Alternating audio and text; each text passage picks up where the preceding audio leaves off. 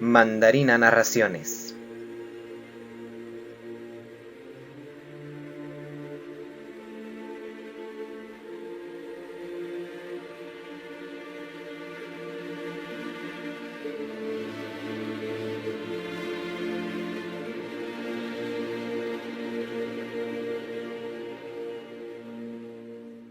De H.P. Lovecraft.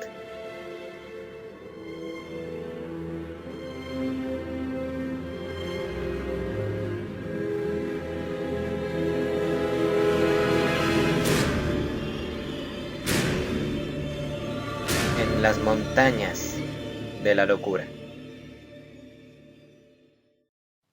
Vacilando y con repugnancia, mis pensamientos regresan al campamento de Lake y a lo que realmente encontramos allí, a eso otro que está detrás de las montañas de la locura. Siento la tentación constante de pasar por alto los detalles y dejar que las insinuaciones sean hechos reales y deducciones ineluctables. Creo que ya he dicho bastante como para poder contar deprisa el resto, o sea, los horrores del campamento.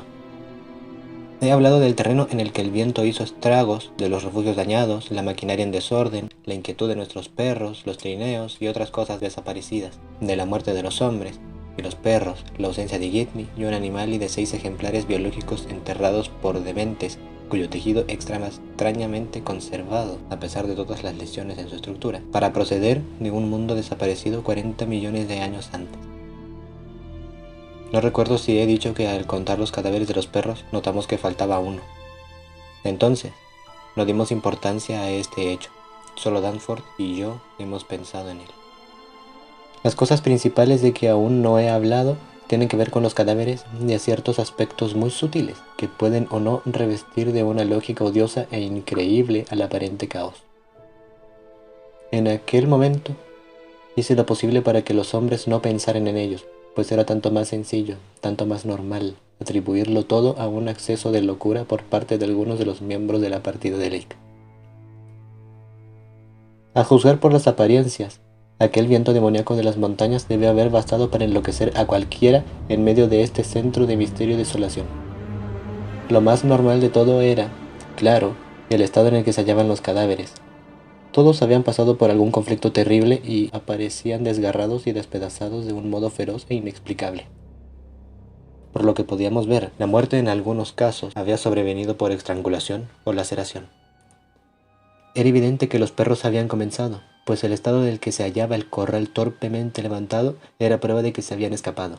Había sido situado a cierta distancia del campamento debido a la repulsión que los animales sentían por aquellos infernales organismos arqueanos. Pero la precaución parecía haber sido inútil.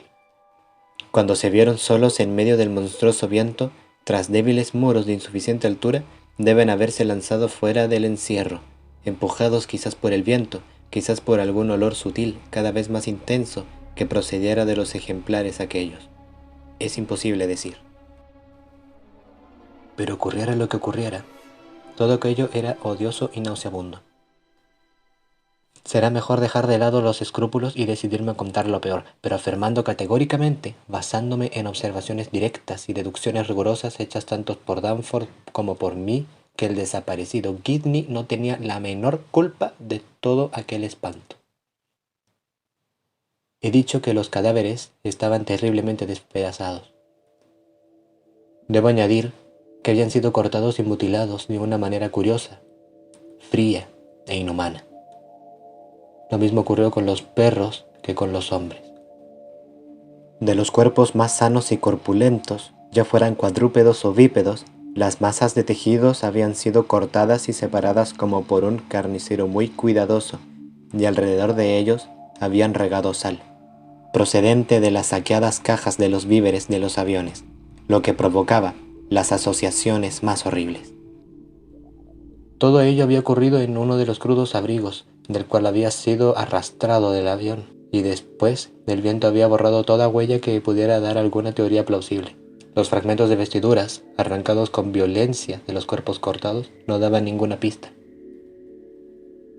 Inútil mencionar ciertas huellas débilmente impresas en la nieve, que vimos en una esquina protegida del destruido albergue. No tenían que ver con nada humano, pero se mezclaban evidentemente a toda la historia de huellas fosilizadas que el pobre Lake había estado contando las semanas anteriores. Había que frenar la imaginación cuando se estaba a la sombra de las montañas de la locura. Como ya he dicho, no fue posible hallar a Gidney ni a uno de los perros. Cuando llegamos a aquel terrible albergue, aún faltaban 2 hombres y 2 perros, pero la tienda donde Lake había hecho la disección, apenas sin daños, a la que entramos después de investigar las monstruosas tumbas, ocultaba algo. No estaba como Lake la había dejado. Los pedazos cubiertos del ente primitivo ya no estaban sobre la improvisada mesa. Es más, ya habíamos comprendido que una de las 6 cosas imperfectas, enterradas por algún demente, que habíamos encontrado, la que sugería un olor particularmente odioso, debía representar las partes reunidas del ente que Lake había querido analizar. Encima y alrededor de la mesa del laboratorio había otras cosas dispersas, y no tardamos mucho en adivinar que se trataba de los fragmentos cuidadosa y extrañamente cortados de un hombre y un perro. Por respeto a los sentimientos de los supervivientes, no diré el nombre. Los instrumentos anatómicos de Lake habían desaparecido, pero vimos pruebas de que habían sido limpiados con todo cuidado. Tampoco estaba la estufa de gasolina, aunque por el suelo había una extraña acumulación de cerillas. Enterramos los restos humanos con los otros 10 compañeros y los del perro con los otros 35 animales. Con respecto a los manchones de la mesa del laboratorio y al montón de libros maltratados, estábamos demasiado perplejos para especular. Esto era el peor de los horrores del campamento, pero había otras cosas igualmente intrigantes. La desaparición de Gidney del perro, de los 8 ejemplares biológicos intactos, los 3 trineos, y de ciertos instrumentos, libros técnicos y científicos ilustrados, material de escribir, linternas, acumuladores eléctricos, alimentos y combustible, aparatos de calefacción, tiendas de campaña, trajes de pieles y otras cosas, iba más allá de toda conjetura cuerda, al igual que los manchones de tinta volcadas sobre ciertos fragmentos de papel y las señales que mostraban los aviones y otros aparatos mecánicos, tanto en el campamento como junto al pozo, de haber sido manipulados de una forma curiosamente extraña. Los perros parecían aborrecer estas máquinas inexplicablemente desordenadas. Además, la despensa estaba revuelta, ciertos alimentos habían desaparecido y había un cómico amasijo de latas abiertas de la forma más inusitada y por los lugares más improbables. La profusión de cerillos regados, enteros, rotos o gastados, era otro enigma menor, como lo eran los 2 o 3 tiendas de campaña y trajes de pieles que encontramos por el suelo, llenos de peculiares e inusitados cortes debido a torpes esfuerzos para adaptarlos de alguna forma inimaginable. El maltrato dado a los cuerpos de hombres y perros y el entierro demente de los ejemplares arqueanos dañados eran parte de esta locura desintegrante. Temiendo alguna eventualidad como aquella, fotografiamos cuidadosamente las pruebas principales del insano desorden del campamento. Utilizaremos las fotos para reforzar nuestros alegatos en contra de la propuesta expedición Starkweather-Moore. Lo primero que hicimos al encontrar los cadáveres en el refugio fue fotografiar y abrir la pila de tumbas dementes con los túmulos de nieve estrellados. Imposible no observar la semejanza entre estos túmulos con sus filas de puntos agrupados, con las descripciones que había hecho el infeliz Lake de las extrañas estatuetas verdosas, y cuando hallamos algunas estatitas en la gran pila de material mineral, la semejanza nos sorprendió más aún. Todo el conjunto, esto hay que decirlo claramente, sugería de manera abominable la cabeza estrellada de los entes arqueanos, y comprendimos que esto debió ejercer una impresión poderosa en la imaginación exacerbada de los agotados componentes del grupo de Lake. Porque la de la locura, concentrada en Gidney como el único posible superviviente, fue la explicación que todos adoptamos espontáneamente cuando llegó el momento de expresarnos verbalmente.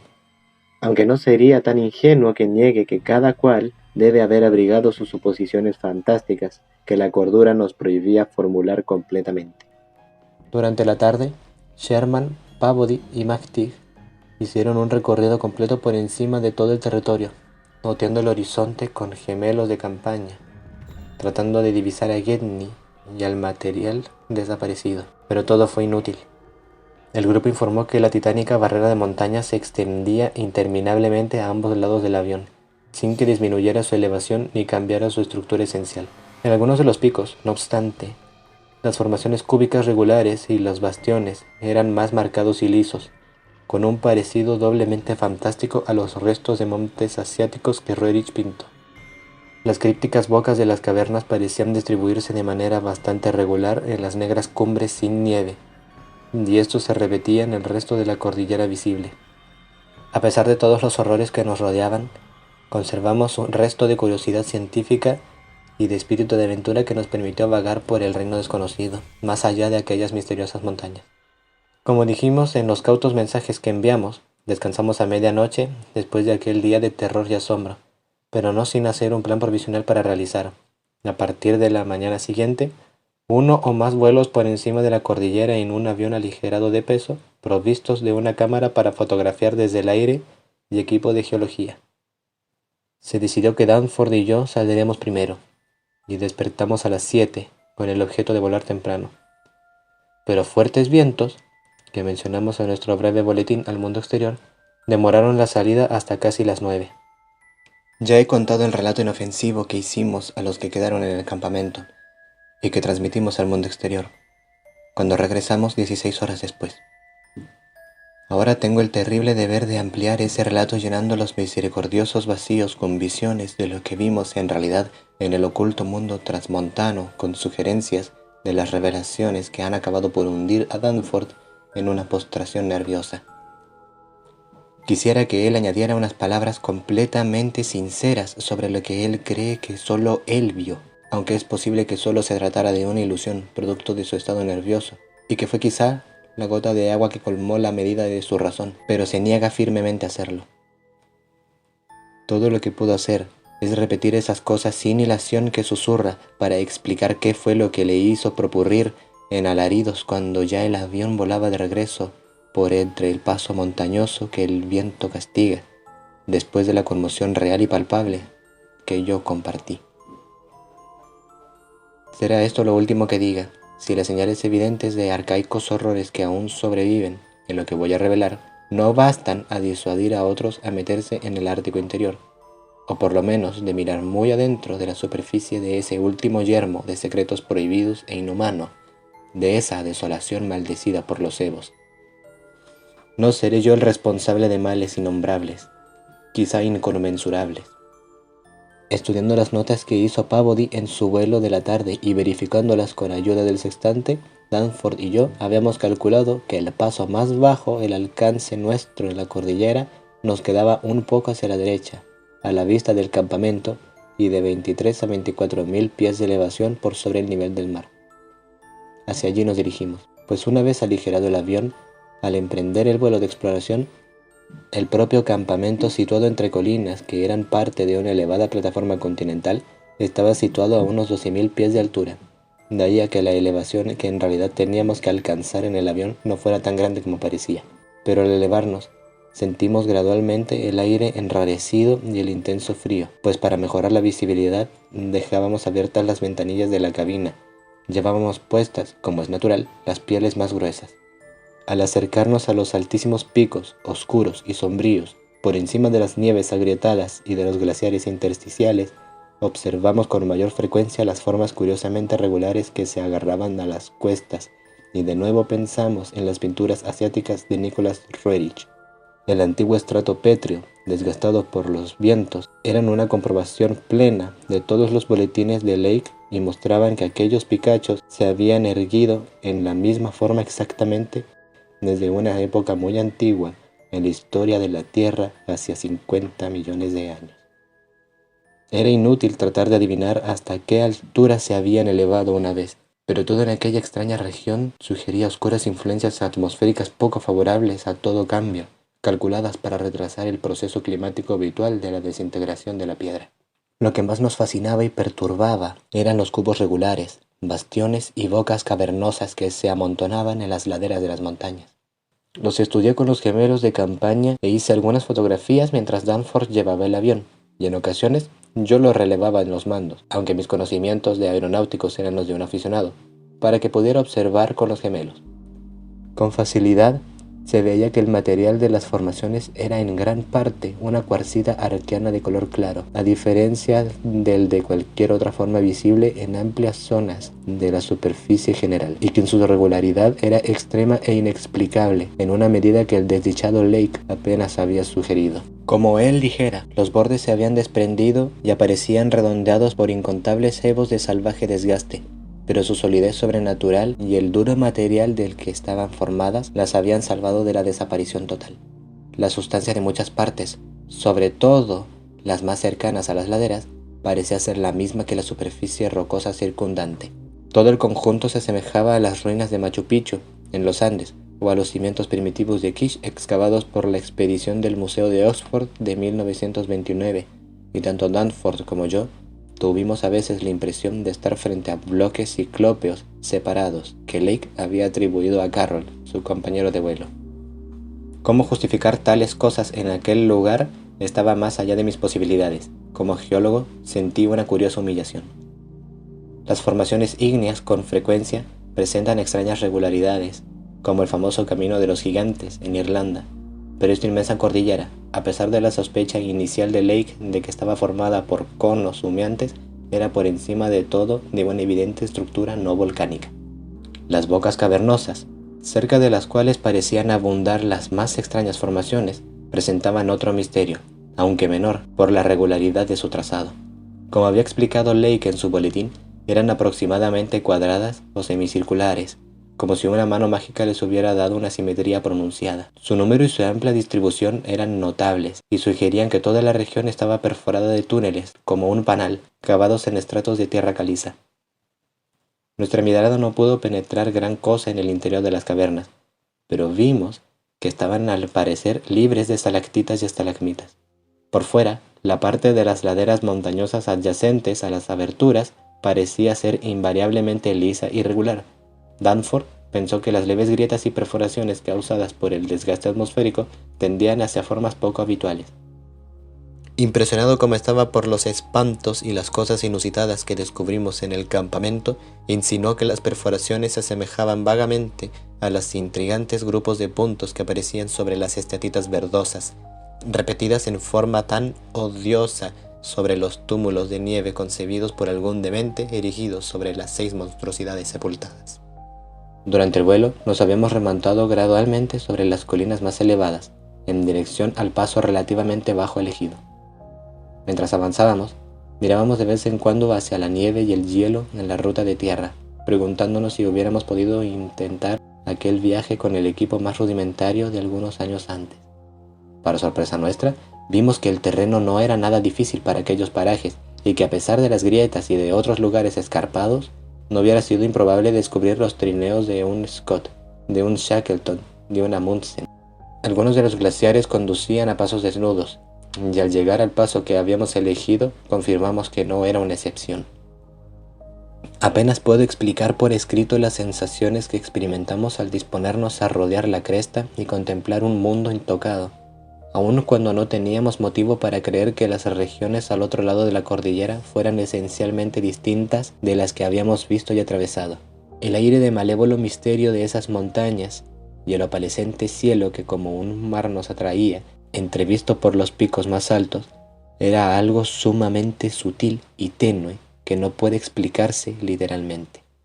Se trata más bien de un vago simbolismo psicológico y una asociación estética, algo mezclados con poesía y pinturas exóticas, y con los mitos arcaicos que viven en tomos ocultos y prohibidos.